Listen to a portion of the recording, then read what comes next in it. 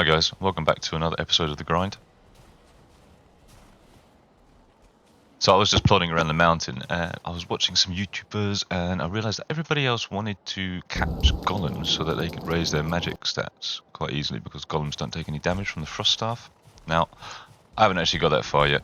I don't have any magic, but what I do have is catching a golem.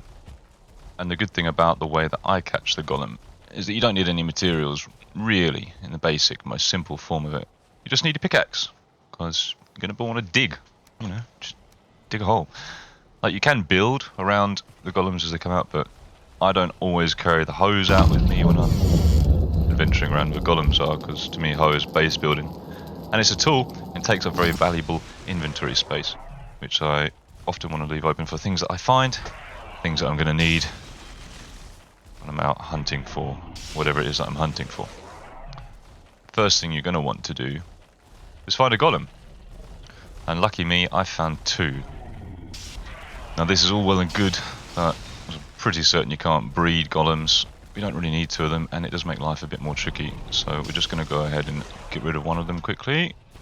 Now whilst you're toying with the golem here, you're going to want to find a space that you can start your digging of your hole. So plonk it down. Now they're going to chase you, so you're going to have to hit a bit of a hole, maybe a little bit more, and then run away. Move them away from the hole. Or the golem, as you only have one, and then when they get distance away, run back, make sure you've got enough stamina, and dig a bit.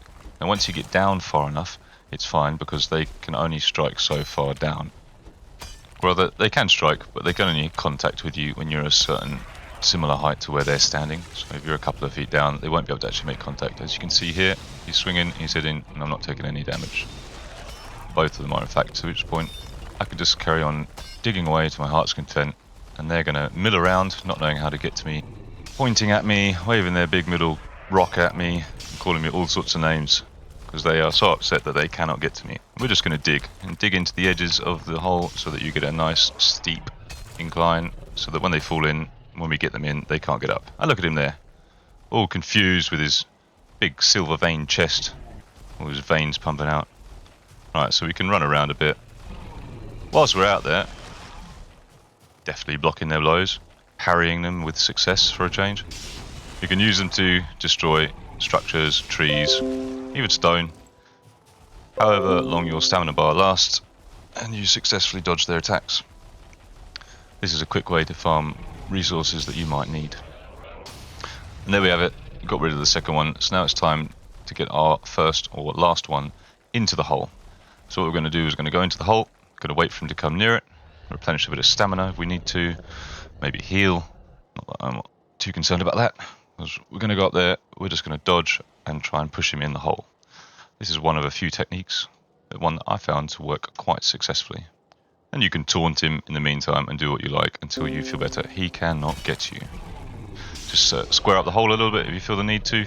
I think it's perfectly big enough, but I'm just going to make it even bigger because I just like to do that. I like to go overboard when I'm doing things, especially building. Spend forever and ever digging and building. Get out the hole, wait till he gets near you. We're going to parry him.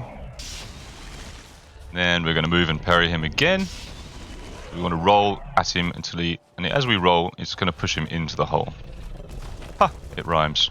Get him in the hole.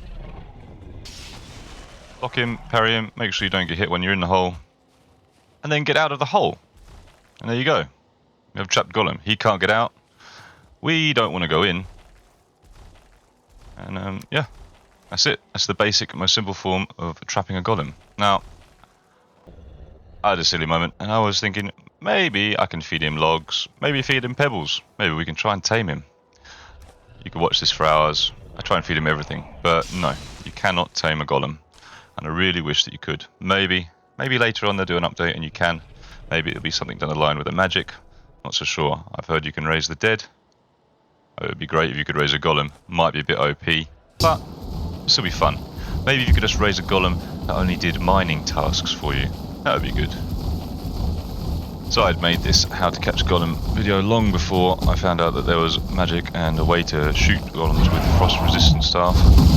So now that I've revisited my pet golem in his little hole, because he's there forever, I was going back to my nearby base to grab some materials so that I could build around it and make it a bit more interesting. And I came across this other golem, and he was a lot nearer to my base. So I thought, what a perfect chance to show the other way. Same sort of thing though, we're going to build a hole. We're going to pick a hole down, and he's going to be swanning around, not knowing what to do. I mean, I took him away over these rocks over there, and he got a bit stuck, so I had plenty of time to dig down, give myself a nice, safe pit. Once it's safe, we can just dig it out, make it nice and neat. Or you can make it unneat, however you like. It's entirely up to you. And, you know, he's there, watching, swinging his big, meaty fist. Oh wait, he fell in. Well, that's also one way you can get him in. The other way that I was going to show you is that you can dig the ground just underneath him when he's stood on the edge there, and he'll fall in. Much like, I'm sure you've ever seen trees and things fall on the top of you. But we've got him in now, so I'm actually going to build around this one. I didn't build around the other one, I just left it. It's not that much further away, but this is a lot closer to my mountain base. I'm going to raise the ground up here, give a nice even ledge, because he can't get out. I also don't want other things getting in. You know, the drakes have a tendency to annoy them. I'm pretty sure they don't really hurt each other because they're all resistant to frost, is the idea. But the theory is there, just keeping a nice, safe and secure environment for my little stonetta. Now I will skip most of the build for you because it takes time, as I never use God mode, I never use console, and don't use mods, and I never will. But I do appreciate those that do, that spend hours testing different elements and structures and having set up specifically so that we don't have to waste hours doing so ourselves. I would suggest at this point not trying to pet your stone golem. It doesn't go well.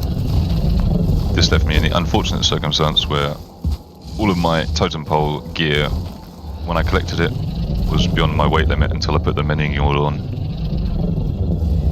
Which can be quite tricky when you're in such a confined space with a golem, because whilst you're trying to put that on, it comes and kills you. So that was fun. I did eventually manage to pick it out of the inventory, run around, put it on, and then go back and get the rest of the stuff. But it did take a while. You can see here, got the belt out, fantastically picked up the egg at the same time, threw that ridiculously heavy item away. And then I managed to hop back in after luring him to this side. I would then run around, get his attention, hop back up the wall, go over here like a ninja, jump in, grab my stuff, and run back out. And yes, this took me like a gazillion goes. If there's any chance you found this helpful, please hit that thumbs up button, it'd be greatly appreciated. So with the stones in place, I'm going to put these two little doors in the way, so if one gets destroyed on the outside, we've still got one on the inside, and you've got a golem there that you can do with what you like. Just remember, stroking the golem is not advised. It will not go well, and then it'll be very tricky to get your stuff back. I would suggest having a door on the other wall so that you don't have to go through the golem to get in and out. Double door seems to work quite well, I'm quite happy with it. I haven't bothered building any iron grills anywhere, and especially not here, because it's just a bit costly. Now I did put some ladders up onto the roof either side. I know that when I'm out running around, my stamina often gets to 0, and I'll be so slow that I can't get away from whatever's chasing me, be it one wolf, one drake, or, you know, a grey dwarf sometimes. So I put some ladders, not very prettily, just up on the side so that I could always have a place to escape to. They don't need to come to the floor. In fact, if they're just a little bit off the floor, it allows you to hop up onto them. Whoever's following you will remain down on the floor, and you will be safe. And one final thing, other than killing drakes and putting holes in roofs and chimneys, otherwise you get smoked out, which happens to be, make sure that you mark your golem on the map so that you never forget where he or she is. Here I have Stonetta, not too far away from my Moda base, which is right next to the Moda summoning altar, which keeps everything nice and convenient. It means I don't have to run around the map looking for everything or build more portals. And if you found any of that useful or helpful, or even just enjoyed it, please don't forget to like and subscribe, and I'll see you again soon.